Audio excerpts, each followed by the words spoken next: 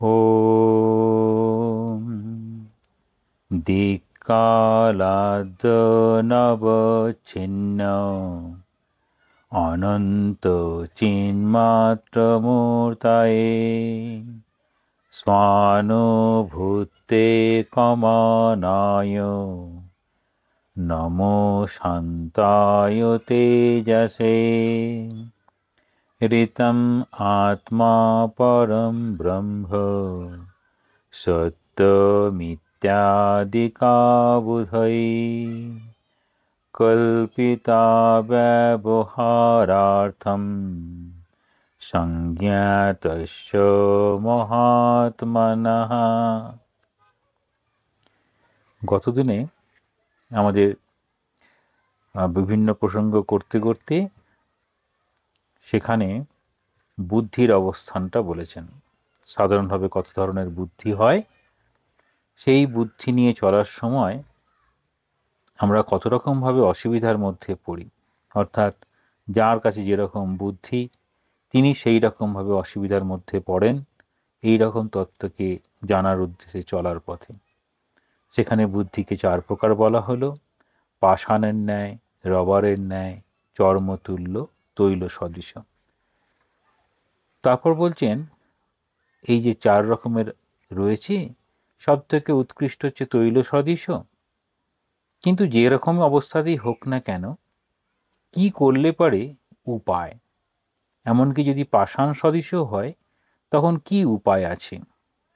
উপায় সম্পর্কে বলছেন অধ্যাত্ম যোগ অধিগম, সাধুসঙ্গ, বাসনা সম্পরিত্যাগ ও প্রাণ নিরোধ বা প্রাণায়াম।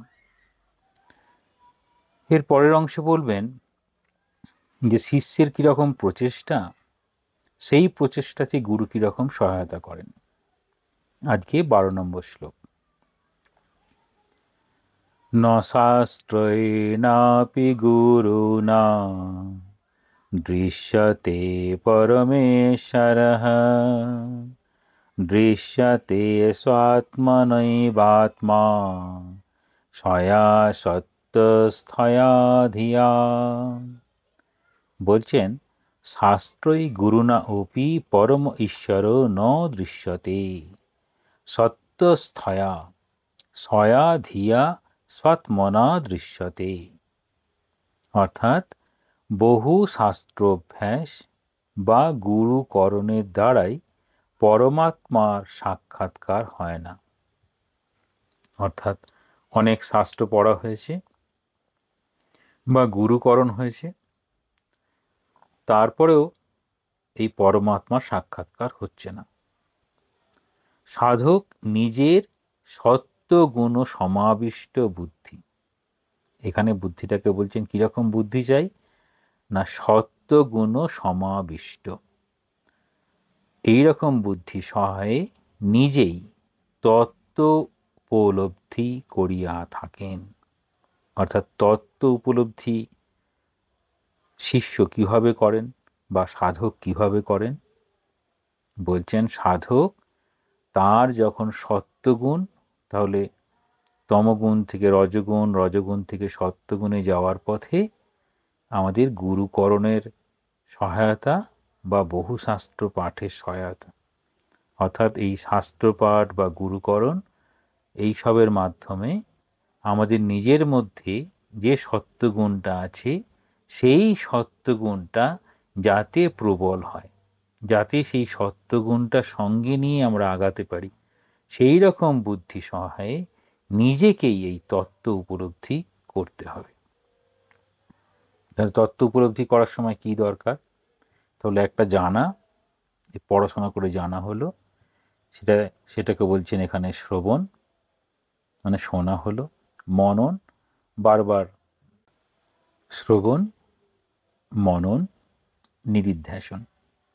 শ্রবণের পরে মনন, সেই মনন পরায়ণ ব্যক্তি আত্ম উপলব্ধি করিয়া থাকেন। তাহলে মনন পরায়ণ ব্যক্তি আত্ম উপলব্ধি করিয়া থাকেন, ইহা হচ্ছে ভাবার্থ। তাহলে পড়াশোনার পাশাপাশি আমাদের সেটি সবসময় মনন করার চেষ্টা করতে হবে। কীরকম বলছেন নায়মাত্মা প্রবচনেন লভ্য ন মেধয়া ন বহুনা শ্রুতেন। এটা মুন্ডক উপনিষদ থেকে বলছেন। কিরকম বলছেন না, এই যে পঠন, ব্যাখ্যান, বহু গ্রন্থার্থ, বুদ্ধিতে ধারণ, বহু শ্রবণ ইত্যাদি কোনো উপায়ে আত্মলাভ হয় না। তাহলে আত্মলাভ করতে গেলে কি করতে হয় না, আত্মকৃপাই জ্ঞান লাভের মুখ্য উপায়। তাহলে এখানে বলা হচ্ছে আত্মকৃপাই জ্ঞান লাভের মুখ্য উপায়। তাহলে বলছেন যে এই নায়মাত্মা প্রবচনেন লভ্য ন মেধয়া ন বহুনা শ্রুতেন। তাহলে কি করতে হবে বলছেন এখানে আত্মকৃপা। স্বামীজি বলছেন নায়মাত্মা বলহীননা লভ্য, এখানে প্রবচনেন লভ্য, স্বামীজি বলছেন বলহীননা লভ্য। তাহলে বল কোন কোন বল লাগবে না, আমাদের শারীরিক, মানসিক, বৌদ্ধিক, আধ্যাত্মিক সব বল লাগবে। প্রথমেই আমাদের শারীরিক বল, যে বল আমাদের এই সব আমাকে নিয়ে যেতে সাহায্য করবে। ঠাকুর যেমন বলছেন না যে আমার শরীরটা খুব ভালো ছিল, সেই জন্য এত তপস্যা করতে পেরেছেন। এই তপস্যা কেবলমাত্র যে এই দৈহিকভাবে তপস্যা নয়, তপস্যা সব থেকে বড় হচ্ছে মানসিকভাবে। মানসিক তপস্যা খুব কঠিন। আর যত কিছু ঠাকুরমা স্বামীজি বেশিরভাগ কথাই বলছেন সব মানসিক তপস্যার কথা বেশি করে বলেছেন। এখানে বলছেন আত্মকৃপা, নিজের চেষ্টার কথা। যেমনভাবে বিবেক চূড়ামণিতে বলা হয় ওষুধ বললে পারে এই রোগ সারে না, ওষুধ খেতে হবে, অর্থাৎ আমাকেই ওষুধ খেতে হবে, আমাকেই চলতে হবে, এটি ধারণা করে সেই পথে এগিয়ে যাওয়ার নাম হচ্ছে এখানে আত্মকৃপা। 4 রকমের কৃপা আছে, এই আত্মকৃপা হচ্ছে জ্ঞান লাভের মুখ্য উপায়। এটি দেখবেন 6 পৃষ্ঠাতে রয়েছে যে কত রকমভাবে কৃপা। এখানে বলছেন আত্মকৃপা, শাস্ত্রকৃপা, গুরু কৃপা, ঈশ্বর কৃপা। এই আত্মকৃপা হলেও তবে হচ্ছে ঈশ্বর কৃপা হয়। ওই বলছেন না, তিনের দয়া হলো একের দয়া বিনা জীব ছাড়ে খাড়ে গেল। অর্থাৎ এই 4টির মধ্যে একটির যদি কৃপা, 3টি কৃপা পেলাম আর নিজের কৃপাটা হলো না, তখন হবে না। এই রকম সব বিষয়। এরপর বলছেন গুরু কিরকম না, গুরু সহায়ক। গুরুর উপদেশ শিষ্যকে কার্যে পরিণত করিতে হইবে। এখানে গুরু সহায়ক। গুরুর বৈশিষ্ট্য কেন অত উচ্চ ধরনের ধারণা দেওয়া হয়? কারণ গুরু সহায়ক, যেমন মেন্টর, ঠিক সেরকম গুরু তার নিজের জীবন দিয়ে, তার কথা, তার আচরণ সব কিছু দিয়ে শিষ্যের কাছে যেন উদাহরণস্বরূপ নিজেকে তুলে ধরেন। গুরুর একটা বিশেষ বৈশিষ্ট্য, কারোকে দেখেই যেন বেশি শেখা যায়। তাহলে গুরু হচ্ছে সেই সহায়ক। এখানে গুরু কেবলমাত্র জ্ঞানের কথা বলবেন, কারণ সেই জ্ঞানের কথা দিয়ে এখানে শুরু করা হয়েছে শাস্ত্র, বহু শাস্ত্র অভ্যাস আর গুরুকরণ। সেই জন্য এখানে গুরু কিরকম সহায়ক রূপে রইবেন। এবার বলছেন সাধকের প্রয়ত্নই প্রধান, অর্থাৎ সাধকের চেষ্টা। এই বিষয়ে শঙ্করাচার্যের প্ররোচনা দ্রষ্টব্য, বিবেক চূড়ামণি থেকে বলছেন। সেখানে এখানে উল্লেখ করেছেন 53 থেকে 68 নম্বর শ্লোক পর্যন্ত সাধকের যে চেষ্টা, প্রচেষ্টার কথা। এবার বলছেন অন্য বিদ্যা কালবশে হ্রাসপ্রাপ্ত হয়, কিন্তু আত্মজ্ঞান ক্রমশ দৃঢ়তা প্রাপ্ত হয়, ইহা এক মহান বৈশিষ্ট্য। তাহলে বলছেন স্বল্পম অপিয়স্য ধর্মস্য ত্রায়তে মহত ভয়াত, এরকম আছে গীতাতে। তাহলে ধর্মের পথে যা চলে তারা হচ্ছে অনেক ভয় থেকে তারা দূরে সরে আসতে পারে। সেই ভয়টা কি না, এই মানব জন্ম হয়তো এই জন্মে যতটা আগাতে পারলাম, কিন্তু আমি পিছিয়ে তো যাব না, আগামীতে আবার মানব জন্ম গ্রহণ করে আবার আমি অগ্রসর হব। তাহলে আমাদের কিছু শুভ কর্ম, সেটিকেই বলছেন ধর্ম। তাহলে সেই ধর্ম এখানে সাধক নিজের স্বপ্রয়ত্নই প্রধান, নিজের চেষ্টাটাই প্রধান। এবার বলছেন সে হয়তো চেষ্টা করলো, চেষ্টা করতে করতে হয়তো পারলো না, কিন্তু বলছেন সময়ে অন্যান্য বিদ্যা যেমন যত দিন যায় তত সে ভুলে যায়। আমরা যেমন কবে ক্লাস 5-6 পড়েছি সব ভুলে গেছি, কিছু কিছু মনে আছে, বেশিরভাগই ভুলে গেছি। তাহলে এই বিদ্যা যেন অনভ্যাসে ভুল হয়ে যায়। কিন্তু আত্মজ্ঞানের যে বিদ্যা বা আত্মজ্ঞানের যে জ্ঞানটি, সেটি ক্রমশ দৃঢ়তা প্রাপ্ত হয়। কিরকম বলছেন? সর্বাপ্যেব কলায়ন্ত অনভ্যাসেন নশ্যতে ইয়ং জ্ঞান কলান্তন্তাম সকৃত জাতা বিবর্ধতে। সর্বাপ্যেব কলায়ন্ত অনভ্যাসেন নশ্যতে ইয়ং জ্ঞান কলান্তন্তাম সকৃত জাতা বিবর্ততে। ইয়ন্ত সর্ব অপি কলা অনভ্যাসেন এব নশ্যতি ইয়ং সকৃত জাতা জ্ঞান কলা অভ্যস্তা অভিবর্ধতে।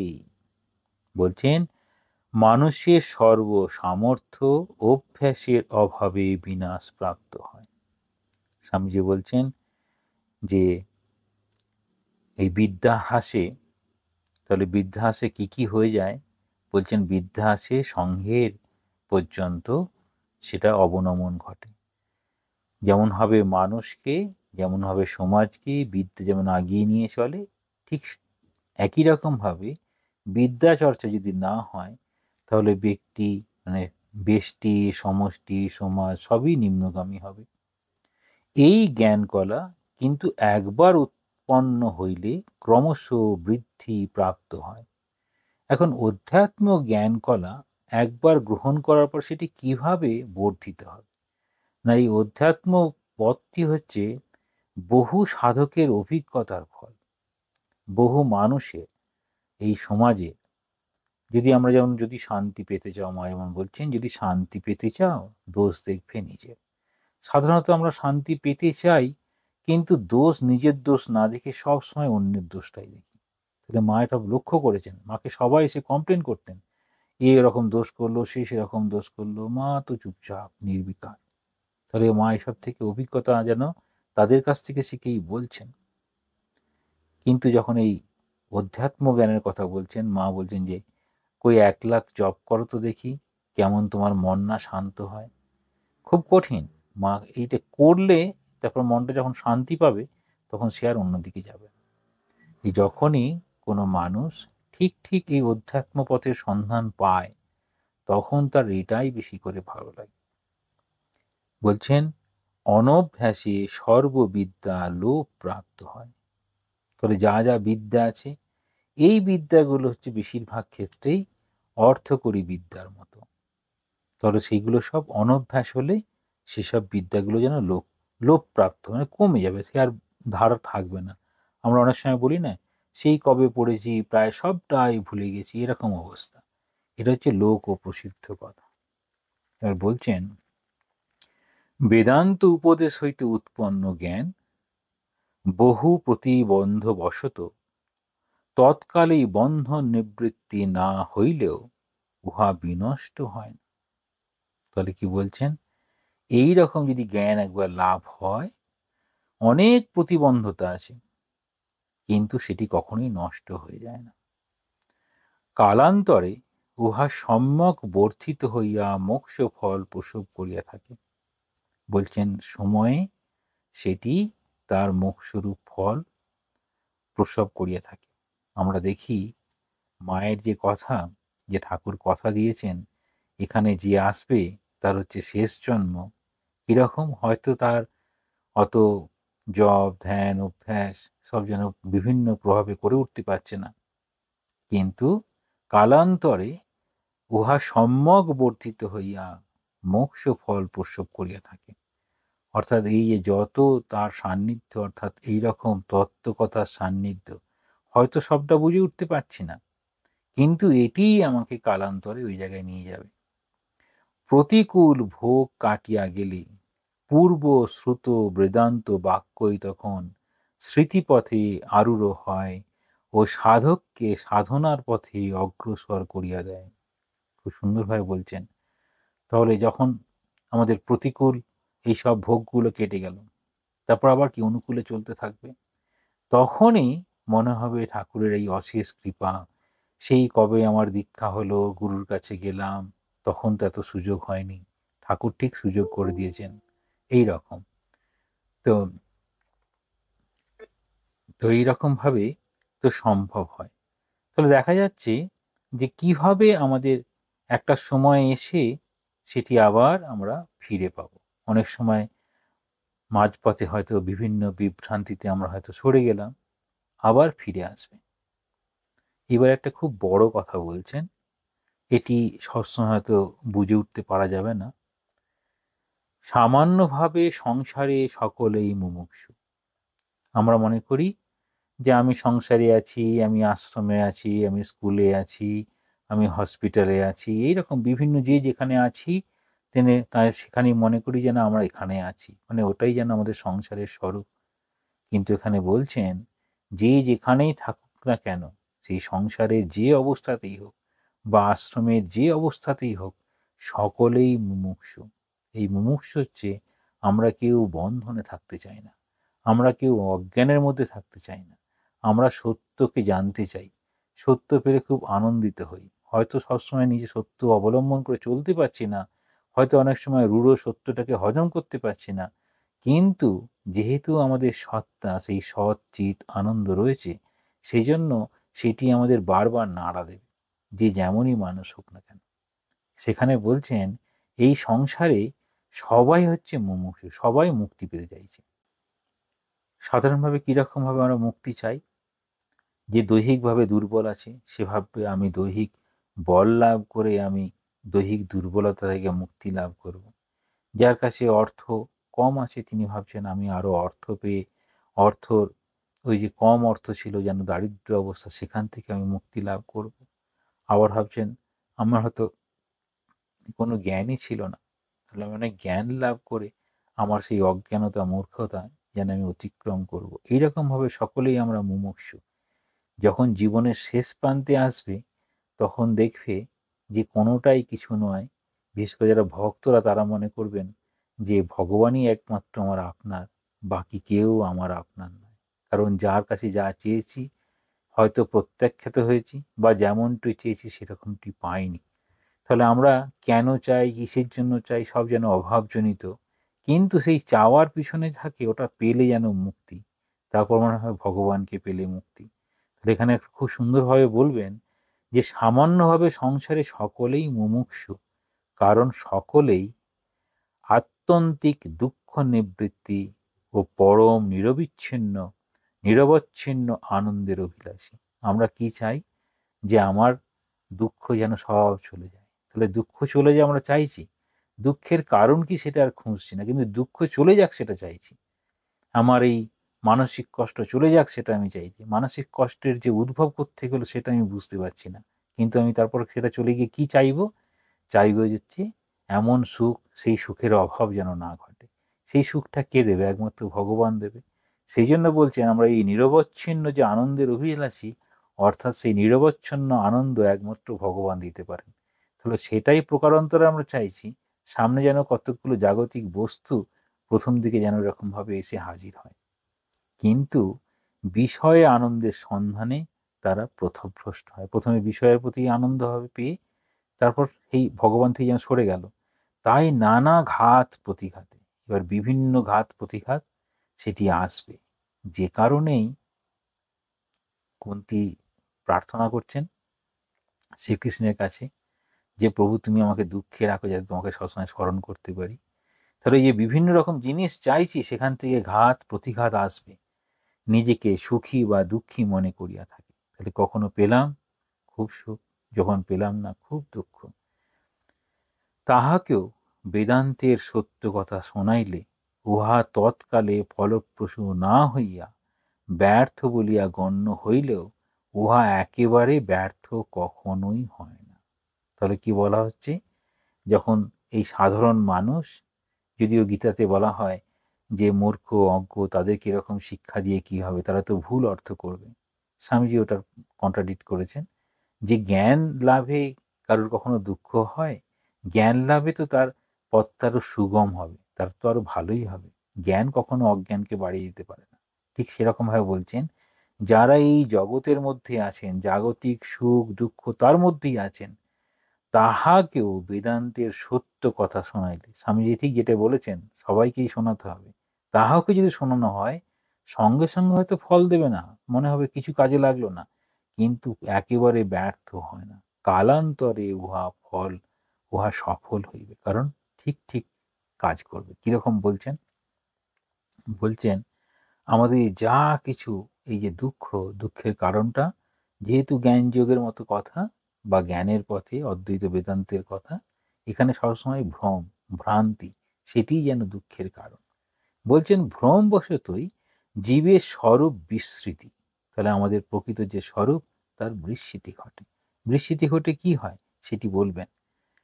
সকণ্ঠেপি স্থিতম বস্তু যথা ন প্রাপ্যতে ভ্রমাৎ, ভ্রমান্তে প্রাপ্যতে তদ্বৎ, আত্মাপি গুরুবাক্যতঃ। এরকম বলছেন, যথা কণ্ঠে স্থিতম অপি বস্তু ভ্রমাৎ ন প্রাপ্যতে, ভ্রম অস্তে প্রাপ্যতে তদ্বৎ আত্মা অপি গুরু বাক্যত। বলছেন গলায় যেন একটা হাড় পড়ে আছে, কিন্তু হাড়টা থাকতে থাকতে মনে করছে না হাড়টা কোথায় আছে আমি খুঁজে পাচ্ছি না। যেমন আমাদের চশমার ক্ষেত্রে হয়, চশমা চোখে দিয়ে চশমাকে খুঁজে বেড়াই। অনেক সময় কৃষকেরা বলে মাথায় গামছা বেঁধে তারপর মাথায় গামছা খুঁজে বেড়াচ্ছি। সেটা কেন হয় আর সেটি হওয়ার কারণটা, যেরূপ কণ্ঠে স্থিত হইলেও কোনো বস্তু, হাড় বা মণি আদি ভ্রমবশত অপ্রাপ্ত বলিয়া মনে হয় ও ভ্রম অপগত হইলে পুনর্লব্ধ বলিয়া প্রতীত হয়। তাহলে ভ্রমের জন্য মনে হলো যে না হাড়টা বুঝি হারিয়ে ফেলেছি, চোখে চশমা বুঝি চশমাটা কোথায় রেখেছি ঠিক তো দেখতে পাচ্ছি না। একই রকমভাবে তদ্রূপ নিত্যলব্ধ আত্মা, কারণ তিনি আমাদের সঙ্গেই আছেন, কিন্তু ভ্রান্তিবশত অপ্রাপ্ত বলিয়া মনে হইলেও, তাহলে আমাদের মধ্যেই সেই আত্মা আছে, আমরাই আত্মা। বলছেন সেটা ভ্রম হলেও গুরু উপদেশে ভ্রম বিয়োগে পুনঃ প্রাপ্ত রূপে পতিত হন। সুতরাং উপদেশের জন্য গুরু স্মরণ লওয়া কর্তব্য। তাহলে কি বলছেন, যে আমাদের যে ভ্রম ভুল হয়ে যায়, সে যাতে ভুলটা না হয় বা ভুলটা ধরিয়ে দেওয়ার মতো কেউ একজন যদি থাকে, তিনি হচ্ছেন গুরু। তাহলে গুরু স্মরণ নেব কেন না, আমার ভুলগুলো তিনি ঠিকঠাক করে দেবেন। এবার বলছেন লাভ ও ত্যাগ উভয়ই দুই প্রকার। আমরা বলি যে এটা লাভ হলো আর এটাতে ত্যাগ হলো, কিন্তু এখানে বলবেন লাভ সেটিও দুই প্রকার, আবার ত্যাগ সেটিও দুই প্রকার। কিরকম? বলছেন লাভ দুই প্রকার, যথা অলব্ধ বস্তুর লাভ ও লব্ধ বস্তুর পুনঃ লাভ। অলব্ধ মানে হচ্ছে আমার কাছে ছিল না, আমি উপার্জিত হলো। আবার লব্ধ বস্তু মানে আমি পেয়ে গেছি, আবার যেন নতুন করে খুঁজে পাওয়া। কিরকম বলছেন, অলব্ধ ধনাদি বস্তুর লাভ কর্ম বা উপাসনা ইত্যাদি নানা উপায়ে হইয়া থাকে। আমরা ঠিক উপাসনাটা বুঝতে পারি না, কর্মটা বুঝতে পারি। কিরকম? কোনো কিছু করে যেন কোনো কিছু পাওয়া হলো। আর উপাসনার মধ্যে দিয়ে কিরকম হয় কোনো কিছু পাওয়া, অর্থাৎ উপাসনা করার সময় উপাসনা সংক্রান্ত সমস্ত কিছুর জ্ঞানটা আমরা লাভ করি। কিভাবে উপাসনা করতে হয়, ঠাকুরের ডান দিকে বসবো না বাঁ দিকে বসবো, যিনি পূজা করেননি তিনি সেরকমভাবে বুঝতে পারবেন না।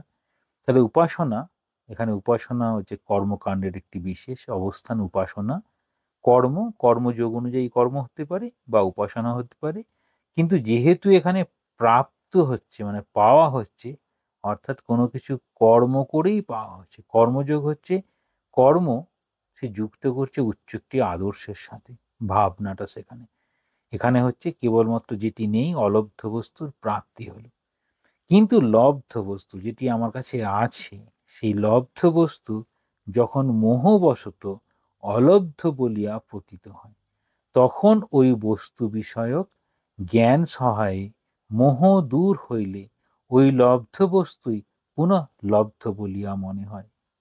যেমন হয় বলছেন যে কণ্ঠে হাড় আছে, গলায় হাড় আছে, হঠাৎ করে মানে অন্যমনস্ক হয়ে গেছিল, যেন হাড়টা নেই মনে করেছিল, তারপর দেখছি হাড়টা আছে। তারপর যেমন চোখে চশমা দিয়ে চশমা খোঁজে, তারপর দেখছি না, হাত দিয়ে দেখছি যে চশমাটা রয়েছে। তাহলে এখানে সন্নিহিত বস্তুর মোহই একমাত্র ব্যবধান বলিয়া উহা পুনঃপ্রাপ্তি একমাত্র মোহ বিনাশক জ্ঞান সাধ্য, কর্ম বা উপাসনা সাধ্য নয়।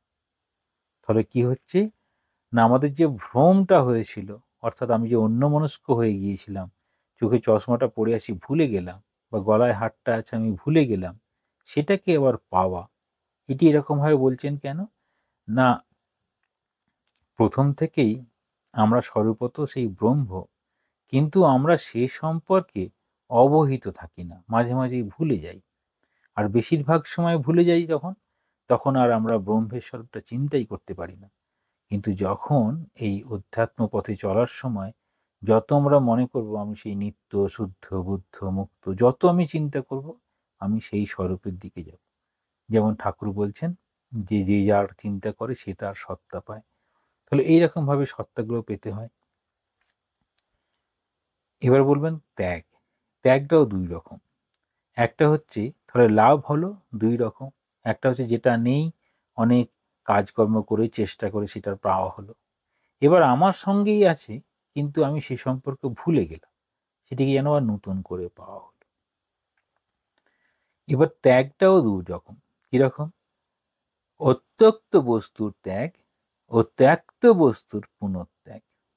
তাহলে অত্যক্ত বস্তুর ত্যাগ ও ত্যক্ত বস্তুর পুনঃত্যাগ কিরকম বলবে?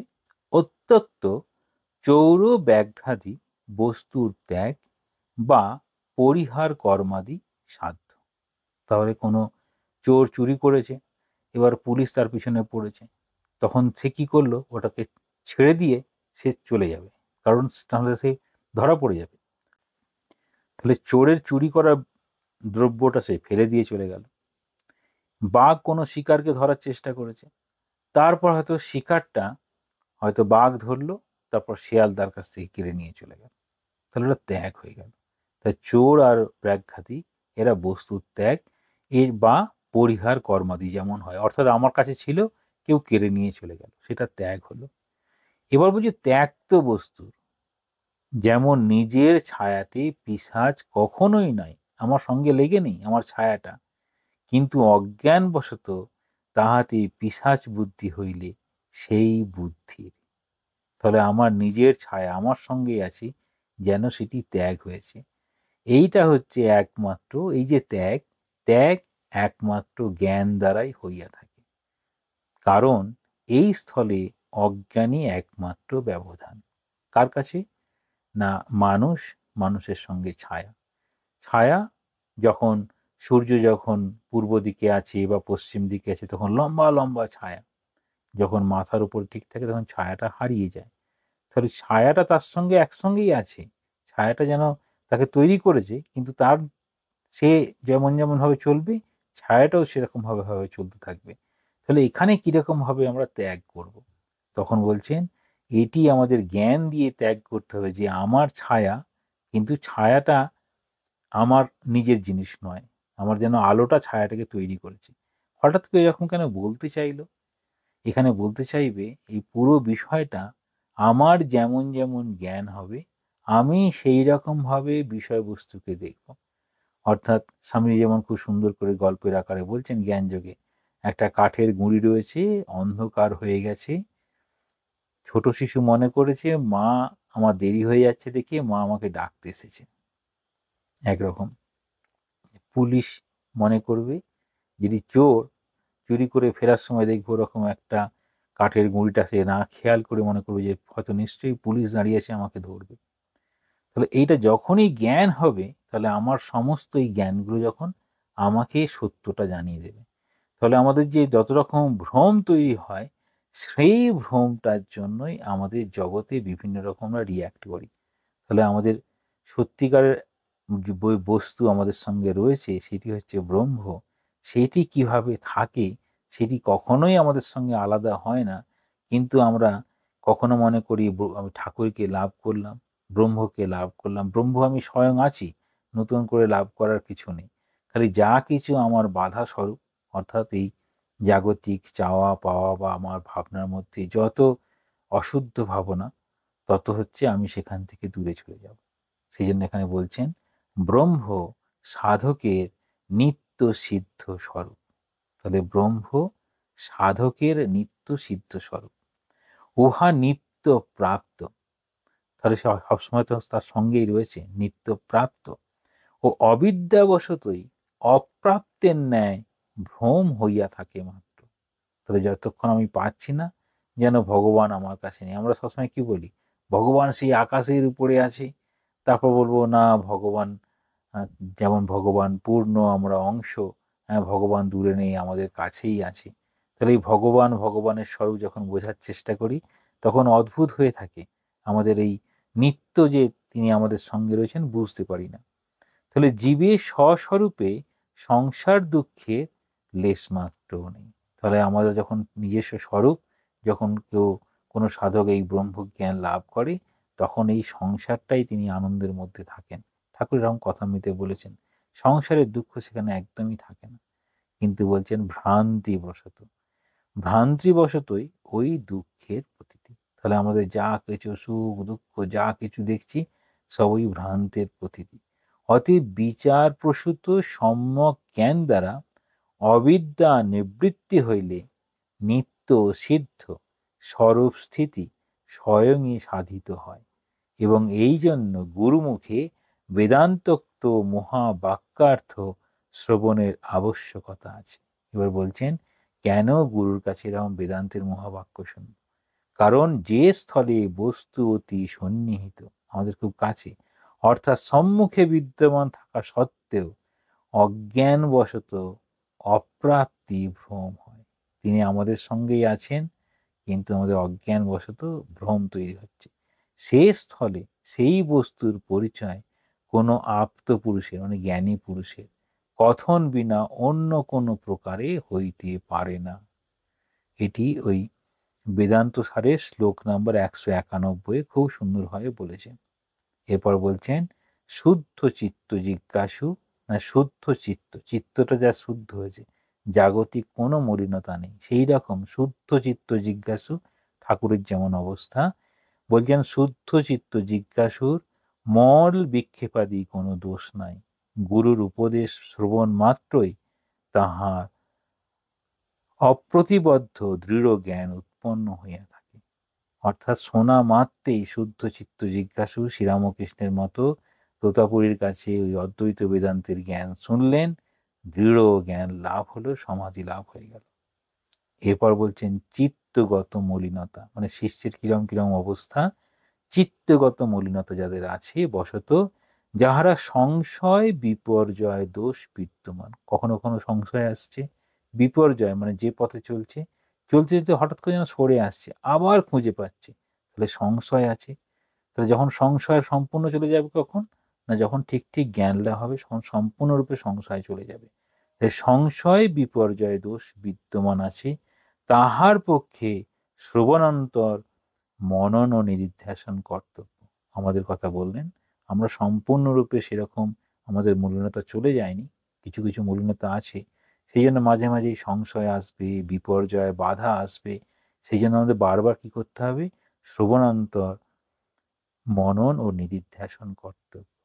ঠাকুর উদাহরণ দিচ্ছেন, গরু যেমন খাওয়ার পরেই জাবর কাটে, ঠিক সেই রকম তত্ত্ব কথাগুলো শোনার পরে জাবর কাটার মতো করতে হয়, তাহলে সেটি জ্ঞানটা দৃঢ় হয়। তাহলে আমাদের কথা বললেন আমরা কিরকম, উহা পরিপক্ক হইলে অখণ্ড আকারা বৃত্তির উদয়ে সাধকের অপ্রতিবদ্ধ সম্যক জ্ঞান হইয়া থাকে। যদি এরকম হয়, তারপর উহা পরিপক্ক মানে আরো দৃঢ় হবে, শ্রবণ মনন নির্ধ্যাসন জ্ঞান সহায়ে জ্ঞানটা আমাদের দৃঢ় হবে, পরিপক্ক হবে। তখন অখণ্ড আকারা বৃত্তি, অর্থাৎ ব্রহ্মের বৃত্তি, অখণ্ড, কোনো খণ্ডিত নয়, একম এব অদ্বিতীয়ম, তাহলে নিত্য শুদ্ধ বুদ্ধ মুক্ত এইরকম ভাব যায়। তাহলে যেমন অজ নিত্য শাশ্বতয়ম পুরাণ, এরকম বিভিন্নভাবে বলা হয় যে ব্রহ্মের স্বরূপ। এই প্রকারে অদ্বৈত বেদান্ত মতে মহাবাক্যার্থ শ্রবণ, মনন ও নিদিধ্যাসনই ব্রহ্মজ্ঞানের মুখ্য। তাহলে ব্রহ্মজ্ঞানের মুখ্য কি হবে? মহাবাক্যার্থ, অর্থাৎ বেশিরভাগ ক্ষেত্রেই বলা হয় আমাদের দীক্ষার মন্ত্র মহাবাক্য, বা বেদান্তের এই 4টি মহাবাক্য আছে, সেই মহাবাক্যও বলা হয়। শ্রবণ, মনন ও নিদিধ্যাসন এটি করার চেষ্টা করতে হবে, সেটি সাধন হলো। এবার বলছেন শুদ্ধ মননে অপটু। তাহলে চিত্তগত মলিনতা থাকলে এরকম, শুদ্ধ চিত্ত, চিত্তগত মলিনতা, এই মলিনতা যখনই এরকম করবে, আমি যখন ঠাকুরের নাম করবো তখন সেই সময়টা অন্তত কোনো রকম মলিনতা নেই। তাহলে বলছেন কিভাবে আমরা আগাবো তার দিকে? চিত্তগত মলিনতা বশত তাদেরকে যা যা করতে হবে। এরপর বলছেন শুদ্ধ মননে অপটু। তাহলে চিত্তগত মলিনতা বারবার অভ্যাস করলে সেটি চলে যায়, তারপরেও যাচ্ছে না, কোনোভাবে যাচ্ছে না। তাহলে শুদ্ধ মননে অপটু, মানে মাঝে মাঝেই বিভিন্ন আবর্জনা এসে মাথায় জড়ো হয়ে যায়, অর্থাৎ বিচারে অসমর্থ, বিচার করে আসতে পারছেন না। সেই রকম পুরুষদের জন্য যোগাভ্যাস সহকৃত বিচারী ফলদায়ক। তাদের ক্ষেত্রে প্রাণায়াম করতে হবে, প্রাণায়াম ছাড়া তাদের ক্ষেত্রে সম্ভব নয়। তাহলে কিভাবে বলছেন, এখানে একদম শেষের দিকে এলেন যে যে ভ্রমবশতই জীবের এরকম বিস্মৃতি, সেই জন্য গুরুকরণ প্রয়োজন। গুরুর কীরকমভাবে শিক্ষা দেবেন? বলছেন যদি শিষ্যের চিত্তশুদ্ধি যদি হয়ে থাকে, অর্থাৎ শুদ্ধ চিত্ত জিজ্ঞাসু, বলছেন না চতুর্বিধা ভজন্তে মাম, সেই চতুর্বিধা ভজন্তে মাম সেখানে দেখাচ্ছেন কি কি আছে? আর্ত, জিজ্ঞাসুরথার্থী, জ্ঞানী চ ভরতর্ষভ। তাহলে এই জিজ্ঞাসু, শুদ্ধ চিত্ত জিজ্ঞাসু, বারবার তার এই জ্ঞানটাকে লাভ করার ইচ্ছা, এই রকম।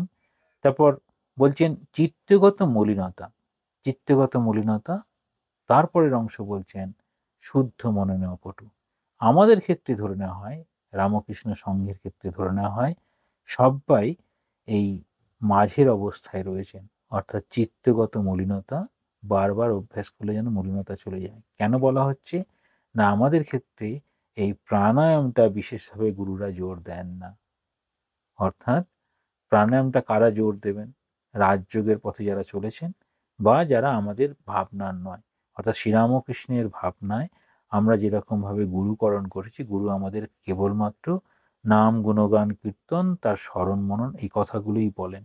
তাহলে আমরা সবাই ওই চিত্তগত মলিনতা যখন বারবার শোনা হবে, শ্রবণ মনন নিদিধ্যাসনের মধ্যে দিয়ে আমরা সেই জায়গায় পৌঁছতে পারবো। ওম শান্তি শান্তি শান্তি। হরি ওম তৎসৎ। শ্রীরামকৃষ্ণার্পণমস্তু।